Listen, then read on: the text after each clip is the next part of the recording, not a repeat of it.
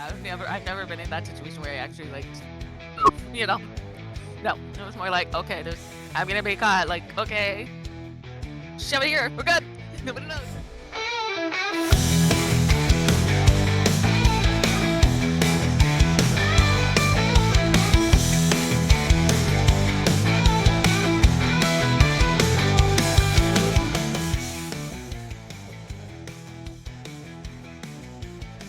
And welcome back, everyone, to the Convoluted Podcast. It's your host, Jesus, aka Tyrant Dominus, and I'm here with Liz. And if it's your first time listening or watching, thanks for that. You know, it's always fun. Let us know. We have been seeing an increase in these last couple episodes on the YouTube and on the podcast platform side. Oh, cool. Spotify, Apple Podcasts, all those, anywhere you listen to podcasts. Thank you. You know, you guys sharing it, or telling friends and family, really helps us a lot. So thank you. And if you just continue to do it, just continue to share this show. It really helps us a lot. But today's episode is pretty packed. We have some DNA dramas, frozen lake survivor stories, dorm room disasters, and a fitness influencer who flexed too hard. It landed him in. Basically, if this episode had a mood board, it'd be what the fuck meets National Geographic with a dash of sex doll fire. Yeah, but before that, Liz, how has your week been? It's been good. I was on a little bit of a mini vacation. I went to a local town here, Bend, actually, preferably. It's a beautiful town. I've always wanted to see it. I've always been around it, but never in it. And so now I finally got to be in it. So I got to see the last blockbuster ever existing, and a little bit of everything. It was beautiful. The first couple of days there, the travel time was amazing. So it was great. How about yours? More of the same. We had an interesting week. We went from like really nice, close to summer weather, hitting the 70s and 80s, to then dropping to the like low 50s. So we've had a chaotic climate around here. But we are getting spring weather. It's been raining. It's one of the more so, which I enjoy. I like the pitter patter of rain. But definitely the temperature has been chaotic, throwing us for a loop. Maybe that's why I slept a little too much these last few days, just throwing me off. Probably. But yeah, just doing running errands. I had a strange incident earlier in the week where one of my tires just was not holding tire pressure. So you normally, if that happens, I just like, okay, it's just probably, you get that warning, low tire pressure. So like, oh, I'll just fill up my tires. Maybe it's because of the weather, right? And I fill it normal. I fill up all my tires to the designated pressure, and I go along my day. I get the alarm again. I'm like, oh, okay. I check all the tires one by one. They're all good except one. I'm like, okay. And it's extremely low this time. So I'm like, okay, I got to get this thing checked out, to find out that I have a hole on the rear side or the back side of my tire. I'm like, so if I kept trying to, you wouldn't have been able to see it. Yeah, I would not. Because I went to check it in the morning just to kind of say, what is it? Maybe a nail or something. Because I kept kind of like moving the wheel a little bit, but nothing. And so I had to go get it checked out. I'm like, okay, here comes another fun expense. And went to go check it. They found a hole in the backside. That's why, and they couldn't repair it. I had to get a brand new tire. So I'm like, okay, I need to go places. Luckily, fortunately, it's one of these few times where, getting warranty sometimes is useful, because I basically got the replacement for free. So yeah, cha-ching on Best that. day ever. Yes. It took a little longer because I didn't make an appointment because I had to show up immediately. That was there for like 2 hours. So I got to just like hang out for a little bit. I got my tire fixed. It was a start of a rough week, but got it done sooner than later. It's one of those things like sometimes you got to get that done faster than later. Anything else you want to discuss? before we jump in? No, I think we're good. So let's get into it. To start with something that sounds straight out of a Black Mirror episode, but it's painfully real because 23andMe is bankrupt and your DNA might be up for grabs. If I remember, you actually had 23andMe, correct? Or is it something similar? Yeah, I do have 23andMe, both my kid and I, and yeah, and a couple other of my relatives too. So, All right, so let's kick things off with something that feels strangely like I mentioned earlier, like a weird episode of like the Twilight Zone. So, as you know, well, 23 yeah, so 23andMe, is a at-home DNA testing company. We all probably have spit into some point. Liz has, as she mentioned earlier, has now filed for bankruptcy, like Chapter 11 broke. they took our saliva, told us that we're 0.2% Viking, probably exaggerated how much Neanderthal DNA we have, and then said, "Hey, by the way, we're bankrupt. Good luck with your chromosomes." Pretty much. Here's the scary part. It's just not a business going under. It's what happens to the data they probably collecting over the years. We're talking over 14 million people's genetic profiles. That's just not, oh, here's where my answers came from, but deeply personal biological information. So you're saying that my DNA, like my genetic blueprint, is basically about to be put on a clearance sale. Exactly. See, when a company files for bankruptcy, all the assets are fair game for creditors or potential buyers. And the DNA database, that's an asset. It's valuable, especially to companies that would love to have that kind of genetic information for research, insurance profiles, and God knows what. You're telling me some sketchy company would buy up all that DNA and use it to create like targeted marketing for cancer drugs or worse? Yeah, or maybe even predict your health issues or offer you customized insurance policy. Or even sell you the info to pharmaceutical companies trying to fast track new drugs. Cool, cool. So we officially gone from ancestry.com fun facts to congratulations, your genetic makeup is a final financial asset. This is the Cambridge Analytics, but more chromosomes. And it's not just a paranoid speculation. The I mean, the main attorneys general straight up told people to delete their data before it ends up in the hands of companies. They didn't disclose to share it with who they don't wish to share it with. Government officials actually telling you to delete your identity from these systems. how do you even delete your data? Like, you just hit unsubscribe and hope for the best? Because it never works. If you still get spam emails from that candle store I visited once in 2014, I'm pretty sure 23andMe isn't going to let up that go easily. Right.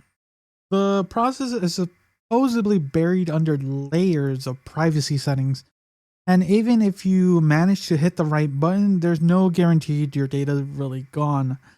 They say they'll delete it, but unless you're physically touching the servers, who knows?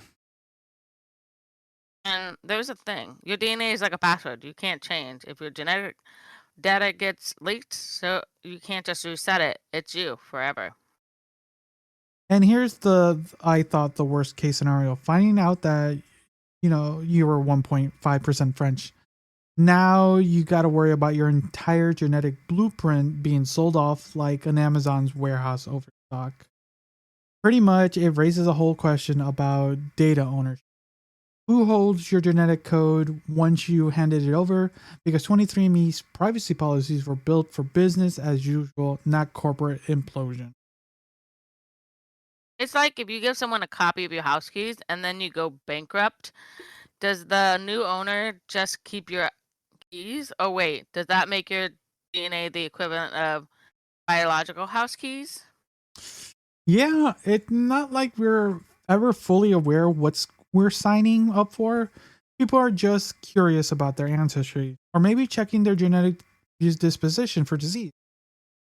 Nobody thought, hey, one day my genetic code could be auctioned off to the highest bidder. Let me talk about how this mess is probably going to scare people away from doing any kind of genetic testing ever again. Like, congratulations, 23andMe, you're officially turned spitting into a tube into a horror story. It's also a reflection of how vulnerable we are when we give up that kind of personal information. It's like we've made up our own biological part of the internet data economy, and now we have to face the consequences.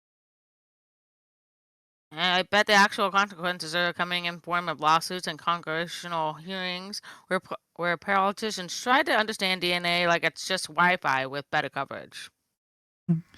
You're not wrong. It's making me think how much our lives are already uploaded somewhere, waiting to be exploited. Because this isn't just about genetics, it's about the nature of digital ownership and And the irony is, it's only when the company collapses that people start freaking out about it. Well, everything fine. All happy to send our spit through the mail like it's no big deal. But now the paranoia is real, and maybe it should be. yeah, it should. If you ever use 23andMe or something like it, might be time at least read the fine print. Read the fine print, please. That's like the 30 pages. We own your DNA, and we'll do whatever the hell we want with it. No one wants to read that. True. But now we gotta move from more metaphorical horrors to something even more real, a survival story straight out of Alaska. But before that, Liz, do you have any other thoughts on this situation? I gotta figure out how to delete it, but again, they still hold the test tubes and the data they pulled from that. I mean, yeah, on a server. We were talking about it, so that's gonna make me wonder. I really did enjoy 23andMe because we were able to find out so much. Um, the father of my child not in the picture, so like trying to figure out like genetic makeups and all that was really something that went through my brain, and so that was part of I didn't No, have a yeah. full history, a full background to them. So like for me it was great because they got to see what my DNA held and what they pulled from me and what they got from their father, because obviously once you see that, oh, the mother's here, we don't have the father, but we can make up that, extra story. It's been very interesting. Now it's gonna really be disheartening to lose all that information, and I can't say, my exact percentage of how Irish I am anymore, Well, but it technically, always fluctuates, right? I think you can still download all the files before, but it's one of the things. You're right. It's they're not gonna make it easy for you to get rid of it, and even if you somehow magically are able to remove it, you're just one person out of the millions of people who have done it. Because conceptually, yeah, the idea is not too bad. Finding out a little bit about your history, a little bit about potential medical stuff behind it. The idea is not too far fetched. The thing is, people for a lot of the times, I would say 9 out of 10 forget this is a business. They need to make money, right? And now that they're gone under, what are you gonna do, right? What are you gonna do? So yeah, I would look into one, at least getting, downloading that information to always have I would say a physical copy of it. Like, okay, at least you can have it. So if you or your child ever need it, you at least you have it right at that point in time. But do your best to try to find your way out of it, because yeah, companies never make it easy on these when you agree, read and sign or read and accept things, because they say like, oh yeah, read our policy before you, but no one reads this. We've talked about this. No one reads these things. Like, it's filled with so much legal jargon that no one has time. And it sucks because you just don't know who's gonna buy it, what company or what country is gonna buy it. That's the thing. It's like it's your genetic. You're basically selling yourself at that point, or you're not selling it. Someone else is selling you at that point, which sucks. Mm-hmm. To say the least. You know? But yeah, it is wild. Um, and it's just what could have been something really interesting is just more disheartening than it should have been. Right? Right. We did talk about it briefly about them. A lot of the CEOs and stuff like that were leaving and upping down. And we were wondering what happened. Now we really should know because they were declaring bankruptcy after were hacked. So that's interesting, to say the least. Yeah, yeah. But let's jump on to the next story because we went from genetic chaos to sheer survival. Let's talk about this absolute insane story out of Alaska.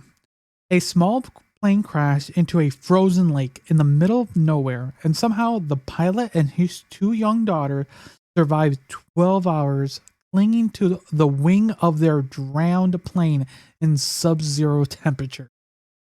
Ooh. Can we put a burr sound? Burr. Ugh.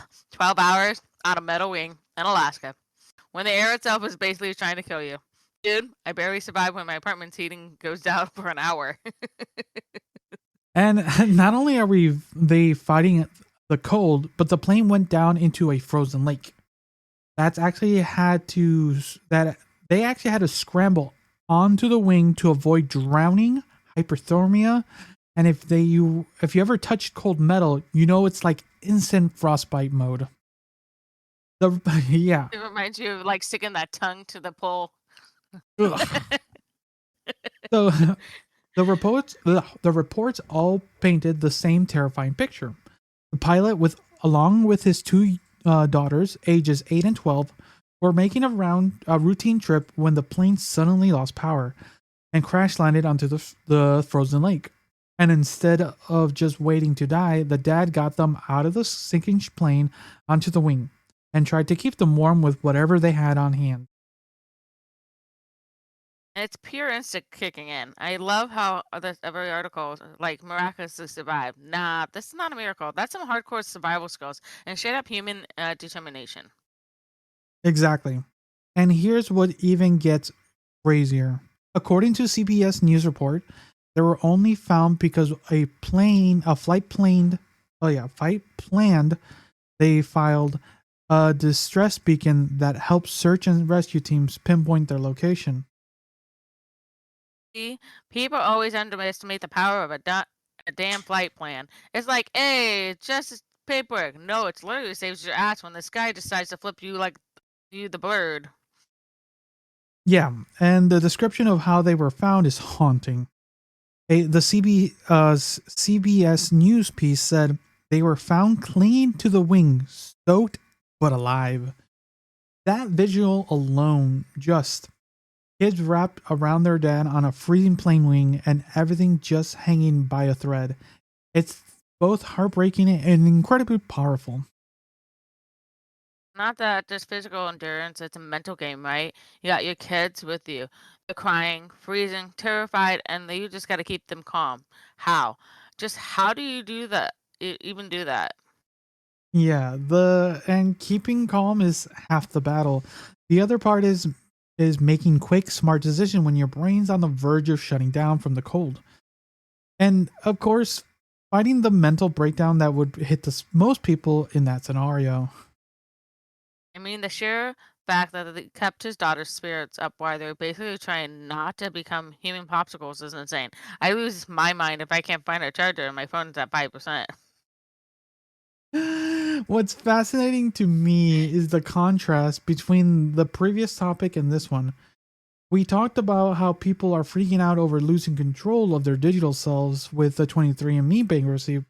But here, this guy is fighting for literal survival, where the control is purely about staying alive in the most brutal and unforgiving conditions possible. Right? It's like over there here we're panicking about privacy breaches and DNA being sold off. And over here it's just raw primal survival. And you know what? They're both about control. Control over your data, control over your physical safety. It's the same struggle, just on different levels. And here's something that stood out. According to the CNN article, it wasn't just sheer luck. The rescue team responded quickly thanks to the flight plan being on record, and it basically a life or death formality. When they were rescued, it was reported they were suffering from hypothermia and minor injuries, but the rescue team said that the fact they were even alive was almost unbelievable. It's wild because you hear these survival stories and think, oh, they're just they must have had training or crazy prep. But no, sometimes it's just grit and a lot of luck mixed with good decision making. And you can't even fake that kind of mental toughness. I read somewhere that the dad kept his daughters from panicking by talking to them, keeping their spirits up, basically distracting them from the fact that they were freezing to death. I love that. It's like, sure, we stuck on a frozen plane wing, but I'm going to make sure you're not freaking out about it. That's pure dad energy. It also makes you wonder just how much of the survival it just keeping your mind focused on something other than the horrible reality in front of you. Because if you give in to the panic, it's over. Yeah, it's almost the same thing we're talking about the 23andMe. The second you lose control over your own situation, whether it's your data, your body, or your sanity, it's like handing over your power to something else. Exactly. And on that note, we'll be about to be talking about someone who handed control over to one of the dumbest decisions I've ever heard of. And but before that, Liz, what do you think of this story? I think that's crazy. I'm glad that dad was able to like, okay, don't panic. It's just gonna make the situation worse. I mean, you think about it. Um, I don't know if any of you've seen any survival shows. I've kind of seen some on and off. Like the moment you panic, you start losing more energy and more heat. The more energy, more heat, and such frigid temperatures, you tend to, you're gonna die faster. But as long as you maintain like a solid control of the, okay, don't panic, don't freak out, we'll figure something out, right? You know, I think that was one of the smart things about that is like you maintain yourself, you can be able to you maintain a possibly surviving, which I'm glad the flight plans worked out and that they were able to just get a distress signal out before it went you know completely under. So Exactly. Like the fact that I it can imagine just dropped out of the sky, that's crazy. But how many times do you hear that?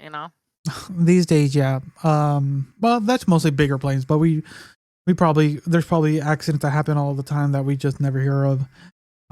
But in this particular story, I think it's that idea, like you said, where one, the second you start to panic, you start to make irrational decisions.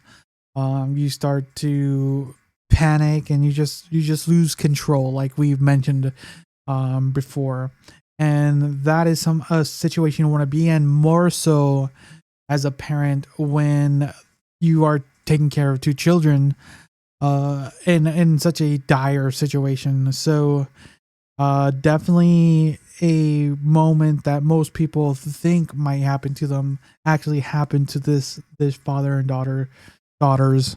And sadly he, or like, not sadly but gladly, was able to make the right decisions in the moments to get themselves out of the situation, not only during but beforehand, having all the files to of their flight plans, because sometimes, like they mentioned earlier, sometimes people like shimmy through some of that stuff and don't even file properly, and things get lost. And then they would not have been. Literally. So but yeah, more power to them. I'm glad they're safe. Because definitely that I'm is glad of a happy outcome. yeah, because that is a situation where it's like, whew, like you could only last so long in literal like movie levels. Like that could be a movie. That could be. Freezing. I don't want to freeze to death.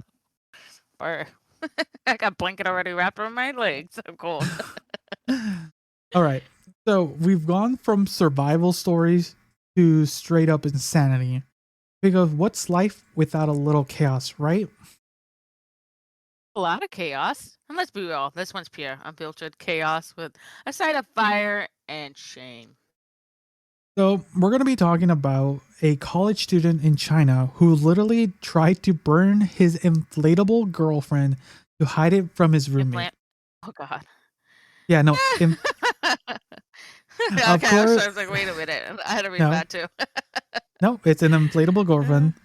And of course, instead of erasing his embarrassment, he almost burnt down his entire dorm room. Oh my God, this guy's panic response was basically, let's make this bad decision 10 times worse. Like, did he just think the smoke was just going to lightly vanish along the doll? Okay, so here's the story. According to reports from NDTV and South China Morning Post, this guy's chilling in his dorm room with his inflatable girlfriend. No judgment there. But then his roommate unexpectedly returns. And instead of, I don't know, shoving it under the bed or into the closet like a normal person, his brain goes, burn it. That's the only way. And by the way, trying to destroy something made of plastic by setting it on fire is an absolute, is as bad as an idea as it gets. It's like, what do you think is going to happen? That is just going to gracefully disappear into ether? No, man. It's going to melt and turn your entire room to a toxic hellscape. Okay, and here's what's the SCMP article had to say about it. Students panicked, or it's quote, students panicked and thought the burning doll would have be the fastest way to make it disappear. Instead of he just even made it worse, end quote. You know, it's bad when the reporters are just like, what the hell were you thinking? But this isn't just some dumb kid being dumb. The whole reason this story even happened is because this deep rooted shame about being caught with something like that. And in China, where culture norms about sexuality are super conservative, getting outed for having an inflatable girlfriend could be really humiliating. So instead of having an awkward conversation with his roommate, he went full blown panic mode and turned the whole damn dorm into a potential inferno. Because shame can be one hell of a motivator, or in this case, a literal fire starter. The worst part is that the fire didn't just stay in his room. It started spreading and it caused the dorm evacuation. Multiple floors of the students had to leave their rooms in the middle of the night because this guy was so desperate to hide his inflatable girlfriend. Oh my God, can you imagine being woken up at 2 a.m. by the smell of burning plastic and smoke alarms blaring, only to find out later it was because some guy couldn't just own up to his kinks? And what's even crazier is that the people online are having a massive debate over whether he should be expelled for the whole thing. Some folks are like, "Hey, it was an accident. Cut him some slack." Others are like, "This dude just literally set the dorm on fire over his own shame. That's reckless." Can you just picture him explaining this to the fire marshal? Yeah, you see, I thought burning her was the easiest way to make her disappear. But kind of a cartoon logic is that? Is that something out of Tom and Jerry or some college level episode of Breaking Bad? Yeah, I can see the college safety manual now. In case of shame, please do not set fire to your own possessions. Just hide them under the bed like a normal person. But let's That's dig kind of in a a crazy little conversation to have. But let's dig in a little bit more because it's just not about stupidity. It's about how people react when they're terrified of being judged. Shame can make you do some really, truly dumb things. But when the social pressure is high enough, you're basically operating on pure panic. I mean, the moment you feel like someone's going to judge you, especially in a culture that's already pretty strict about what's acceptable or respectable, quote unquote, your brain is just short circuits. It's just rather set fire to your life literally than face a little embarrassment. It just keeps circling back to this idea of control. Whether it's controlling your digital identity, like the 23andMe, or controlling how people see you, this kid tried to destroy evidence of something he was ashamed of, and in the process, almost destroyed the entire build. I hope the kid learns just to lock the door next time instead of launching on a full-on bonfire of shame, because that's even stupidity at this point is desperation. The internet's already turned him into a meme. And the sad truth is, the jokes are probably going to follow him a lot longer than the doll would have.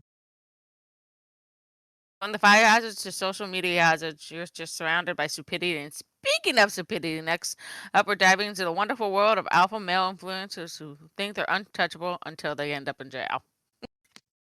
We will be jumping down to story, but Liz, what do you think of this baffling, shameful story?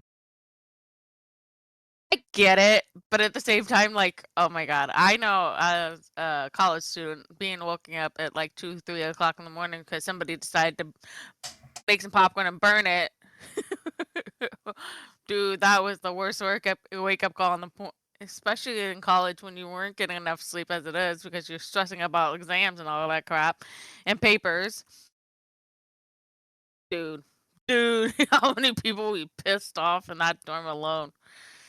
Oh, so That's sad. something similar happened to you. Damn. Yeah, it wasn't burning like an actual burning, but it was just burning as in like they decided to burn popcorn. So, and of course it says no popcorn in the yeah. Does anybody listen? No. Heaven forbid. But I'm guessing they weren't publicly shamed for it, or were they? I don't know. I don't remember who the person was. I was trying to figure out what happened. Where did this come from?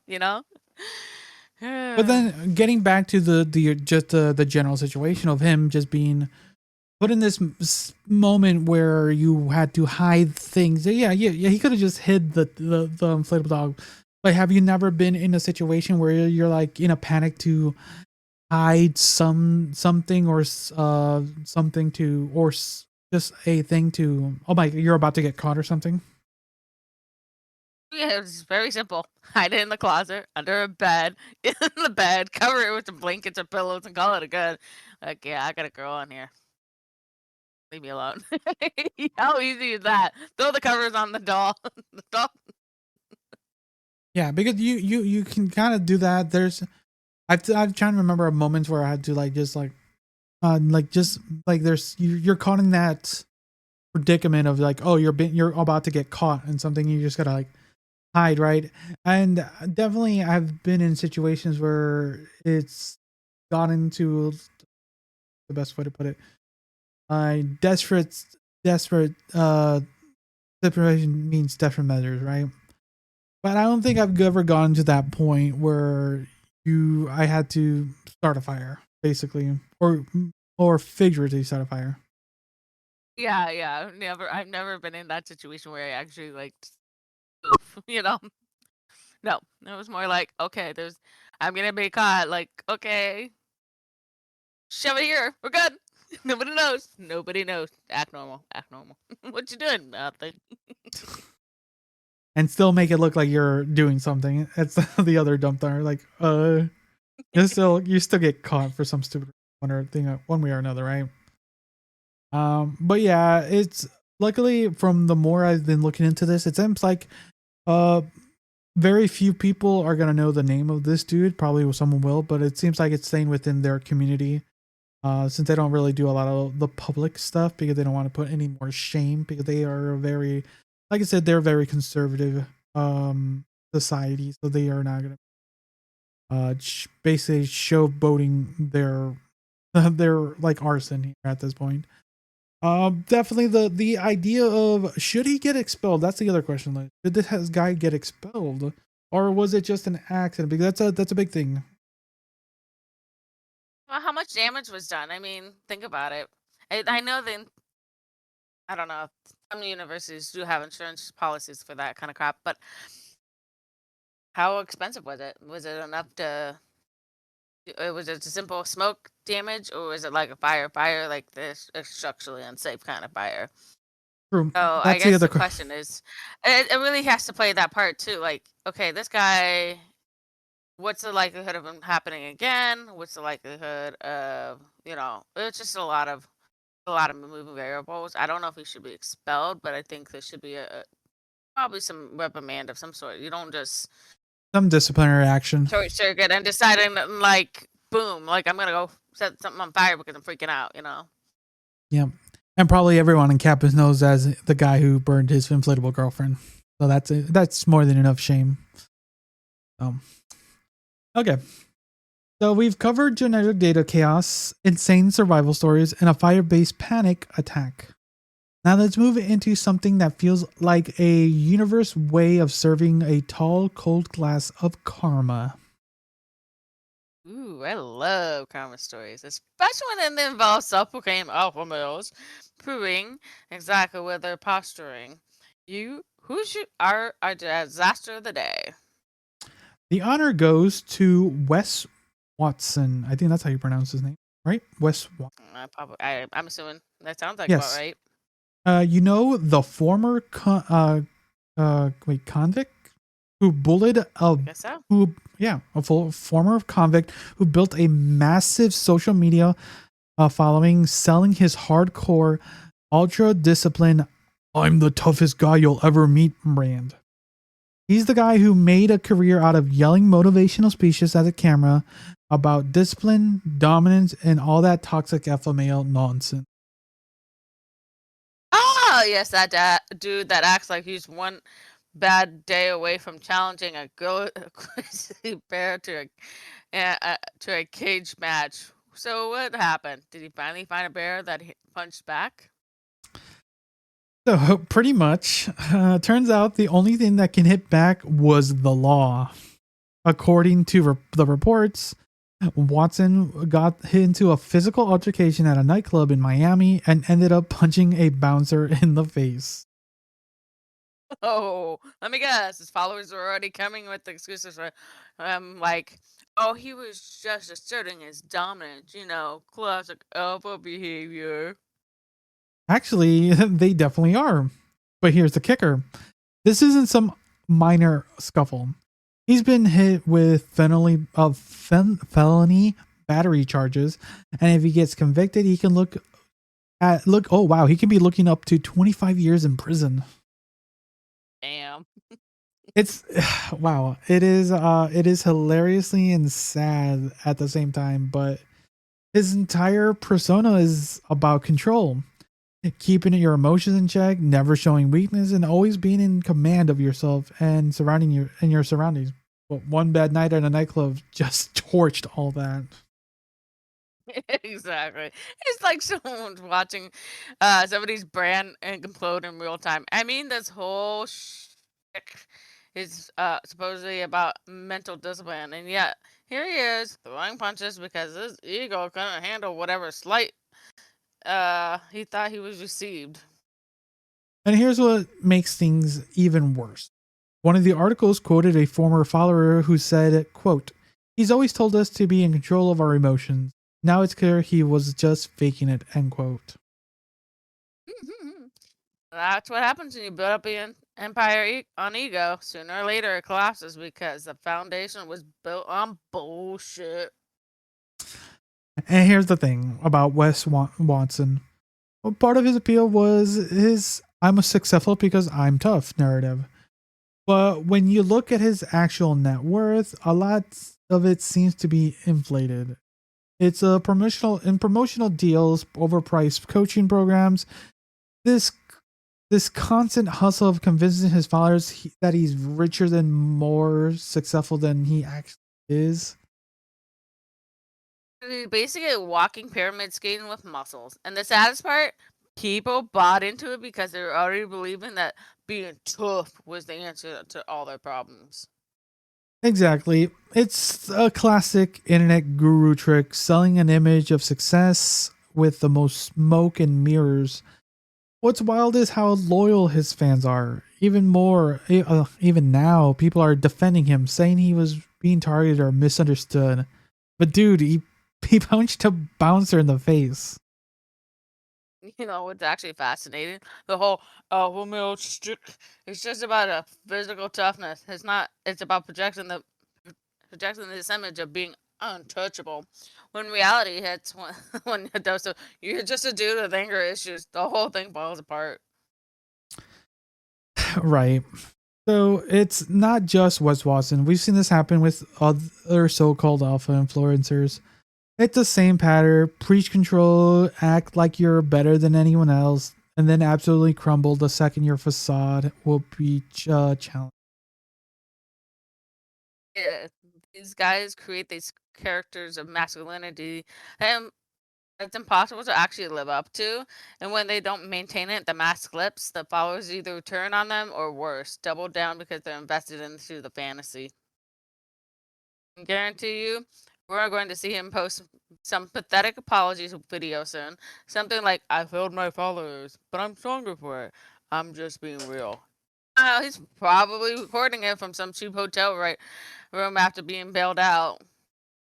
Oh, he'll probably try to spin it like this is just another test of my strength. You can't break the alpha, dude. You broke the second you threw that punch. And here's the real kicker, guys.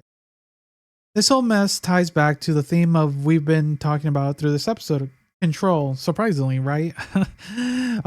Whether it's genetic data, your survival, your public image, everyone struggles to maintain control over something. When your identity is built on being invincible, the fall is always catastrophic. Exactly. If you're selling invincibility as a product, you better make sure you're not the first one to crack, because once the illusion's gone, it's game over. Well, speaking of things that aren't what they seem, our next topic dives right into the world of artificial sweeteners that they might be messing with your bodies and brains more than you think. But before we dive into that, Liz, what do you think of this whole situation with Sir Watson here? Sir Watson, you probably should face that jail penalty. I mean, 25 years to life. You threw the punch, man. The bouncer probably was saying, hey, you're not welcome here. Oh, you got too much shit going on. I can't allow this in my club. You need to move. Like, the bouncer's doing their job. They have to do what's right and safe for their company, the job they're at. And the fact that this guy threw a punch out of nowhere, it sounds like it might have been maybe the bouncer said something to poke at his ego, because, bouncers are known to do that, just to like get you to do something. Because sometimes they are looking for fights, but the fact that they provoked this guy and this guy went down in 25 years possibly, ooh, it's bendy. That's true. Yeah, and like we just stated in that whole thing, he's not the first alpha male influencer. Is he the first? No, we've talked about other alpha male influencers, but there are a dime a dozen in these things, right? And they always have the same stick, right? Like, actually, me and my brother were thinking of doing a mock one, which would be just so funny to do, right? Because it's so easy to do this conceptually, but it's just near brain rot at that level. It's near brain rot levels too. But the thing is, here's the sadder thing of the whole thing is there's people who buy into this lifestyle. It's the young men who are very impressionable, and we've talked about that, and we've talked about how the epidemic of how young men are being affected this way, because that's how they'll grow up, and that just creates a new generation of that. Not all of them, but there is a huge growing number of them, and then they see quote successful alpha male, and I want to be like that. So that's a whole nother layer, and there's just hundreds of them out there that are shilling this lifestyle to them, right? And when there is a quote healthy lifestyle, and like when not as successful, it's not worth looking into, because I want to have my gold Bugatti, my $1 million house, and and if I don't have that, like, oh, I can be living a nice quaint life, very successful, but I don't have all the glitz and glamour, so I must not be successful, right? So it's like, yeah, that's a whole nother thing to add to that. But like I said, people are doubling down, trying to defend this guy, and it sometimes makes you wonder, like, how can you defend this guy? But there are people defending people, not only him, Watson, but other people like him, and still supporting him. Yeah. Any thoughts on that, Liz? I mean, he deserves what he gets come to him. I mean, the foundation was weak to begin with. It's gonna crumble anyways, right? Exactly. All right. So we've covered everything from surviving freezing lakes to setting your dignity on fire. But now let's talk about something that is affecting all of us. It's probably hiding in your pantry right now. Oh no! We're finally getting to the part where we crush my dreams about sweet, sweet 0 calorie energy drinks. Sorry to be the bearer of bad news, but yeah, we're talking about artificial sweeteners and the stuff we've been told is the magic ticket to enjoying sweetness without the calories. But apparently, we've all been lied to. So, Dun dun dun. here's the deal. According to a report from the Washington Post, these artificial sweeteners are not just harmless sugar substitute. They're actively disturbing. Is it disturbing? No, disrupting. Disrupting your metabolic health. Thank you. Wait, how? I don't have calories. With the whole selling point, right? You got the sweetness without the consequences. That's the illusion. Just because something doesn't have calories doesn't mean it's not messing with your bodies. Apparently, your brain senses sweetness but doesn't get the calories it expects. It triggers all sorts of metabolic confusion. Insulin level spikes, fat storage get weird, and your entire system basically goes, "What the hell are you feeding me?" Oh, great. So my healthy 0 calorie drink is basically tricking my body into having a meltdown. Pretty much, and it's worse. According to the New York Post, quote, your 0 calorie sugar sweeteners is actually changing how your brain works, end quote. Oh, cool. Now I'm confusing my metabolism. I'm frying my brain. That is a fantastic news. So it's all part of this bigger problem where your brain expects calories to come from sweetness. When those calories don't arrive, your brain reward system gets thrown off. It's like revving a car engine with no gas in the tank. Over time, this can mess with your body's natural hunger cues, making you crave more food to make up for the calories your brain thinks it's missing. And let's not forget about those fake sugars are doing to our guts. According to Harvard Health, artificial sweeteners can completely throw off the balance of your gut microbiome. Now we got brain damage, metabolic chaos, and gut destruction. I swear, every time we think we've outsmarted nature, we just find a new way to break ourselves. Exactly. And what's really messed up is that all these products are marketed as healthy alternatives. But when you break it down, what they're actually doing is basically like trading one set of problems for another. Instead of worrying about sugar related diseases, we're potentially screwing up our body's ability to process real food. You know what's wild? Everything we talked about today is connected with the underlying theme of control. People trying to protect their DNA from being sold off to influencers, desperately clinging to the image, to the guy who almost burnt down his door room trying to hide his shame. Yeah, and here we're just trying to control our weight, our cravings, our bodies with artificial sweetness, and in doing so, we're just making things. The worst part is, they don't even tell you this stuff. They just stop at the 0 calories label on it, the can, and act like the holy grail of the health. Meanwhile, I'm over here thinking I'm making a healthy choice when I'm actually rewiring my brain for failure. It's like the perfect scam. Everyone wants to have their cake and eat it too. When the cake is made of chemicals that is literally messing with your entire system, it's a pretty bad trade off.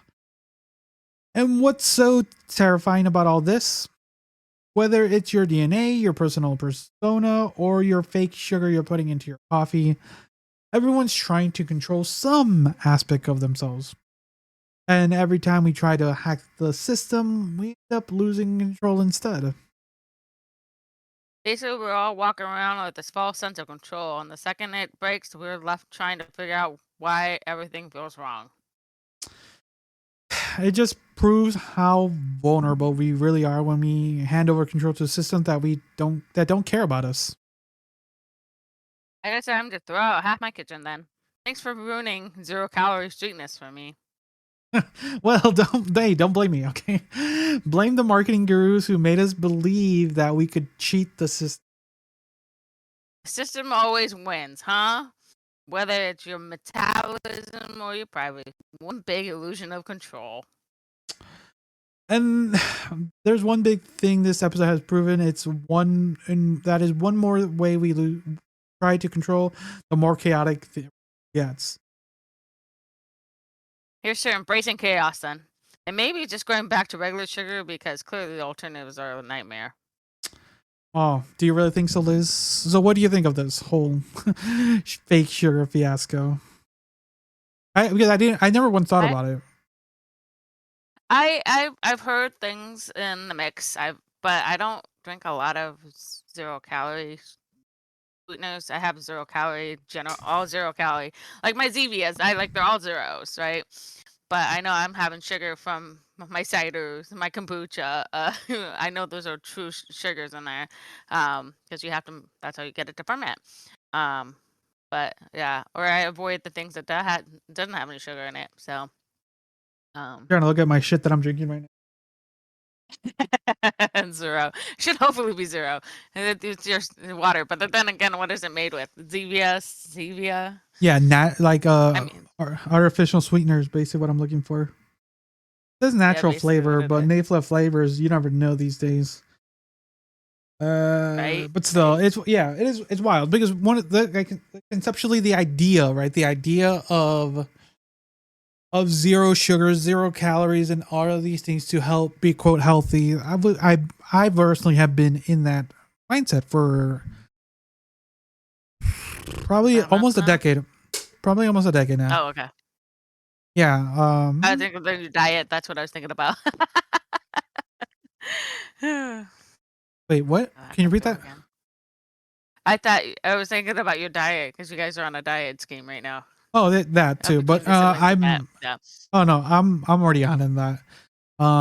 So yeah, to all my siblings, if they're listening to this, I'm winning right now. But but conceptually the idea of things with like 0 sugar, 0 calorie helps kind of tempt the thing. But yeah, it's ideally, yeah, you it is messing with your brain when you go down to the base, like body functions, you are messing with your body, right? Like you're messing with your way your system is biologically made to function, right? So over time, you would hope we could fix that, but at the end of the day, what we've been talking in this entire episode is like you're basically giving up control of how those things are working because of what you've been told things are done, right? And that just kind of throws me into some. Am I gonna change a lot of things that I'm gonna be doing? Probably not. I'm not gonna lie, but I'll be a little bit more aware. Chances. There you go. About things, just because if you like this, once again, trying to break the system, right? If you know it's gonna do something to you, then you're gonna like, okay, I know drinking this is gonna make me think I'm more hungry, so I just won't eat, right? But that's just throwing in another, just trying to put duct tape over a hole at that point. But how long until it pops, right? Like your tire. Like my tire, until I get it fixed and go to the doctors. Like I just got to keep putting duct tape. Any other thoughts on the whole sugar fiasco that I we've just think done. it's been a long time writing. It's whether, and we keep re-highlighting it somehow in a way. I've always heard about this, and I mean, it's again, are we giving up everything? But again, everything's in moderation, right? Exactly. Like I only have that one soda day a week, or one time a day, and that's it. And that's my 0 calories for the day, But I mean, it's all again moderation. We have to think of everything we eat and do in moderation. Exactly. All right. So I think it's safe to say that this episode has been one hell of a roller coaster. We've covered everything from DNA companies going broke to selling your deepest secrets on the highest bidder to a man and his daughter surviving a literal ice cold nightmare by sheer willpower. No, let's not forget about that dude who thought the best way to hide his inflatable girlfriend was to set her on fire because, when in doubt, burn everything to the ground. Yeah, and talk about overkill. From DNA panic to fire-based panic, of course, we've had our mandatory dose of influenza disaster with Wes Watson, proving that his so-called alpha status was as solid as a Jenga tower on an earthquake. And funniest part, the only thing stronger than Westwell and Zigo is the artificial sweeteners, slowly turning our brains into mush. So let's quickly break down what we learned today. So I'll take this one. We did. If you ever have given your DNA to 23andMe, you might have to want to start looking for the delete button, because when companies fail, your genetic data could end up on sale like it's some kind of weird DNA thrift shop. Morals of the story: never trust a company that sends you ancestry result with the same enthusiasm as Amazon uses to shop stocks. We had a father and his daughters proving the sheer willpower and calm thinking can literally keep you alive on a freezing metal wing for 12 hours. The real MVP? The flight plan. Because when you're literally stuck between life and death, paperwork can save your ass. And nothing says I'm not ready for adulthood like setting your inflatable sex doll on fire to avoid an awkward conversation. But I guess the lesson here is if you can't hide it, don't light it. It turns out preaching about mental discipline doesn't really work when your bits are doing all the talking. And now Mr. Alpha Male himself might be facing prison again, only this time it's not part of his rags to riches marketing strategy. Pro tip for influencers: if your empire is built on your ability to dominate life, maybe try not to get dominated by bad decisions. And finally, we found out that artificial sweeteners are basically just gaslighting our brains and body. 0 calories? Sure. 0 consequences? Not even close. Honestly, we might be off. We're better off just going to sugar and embracing the chaos. And this all ties back to the theme of this episode, which surprisingly we always have a theme these days. We've always have a theme somehow. The theme of this one, as you yeah, as the theme for this week has been control. Whether we're trying to keep our DNA safe, survive against nature, hide our shame, maintain our online personas, or hack our metabolism, control is always an illusion. When it breaks, it tends to break sporadically.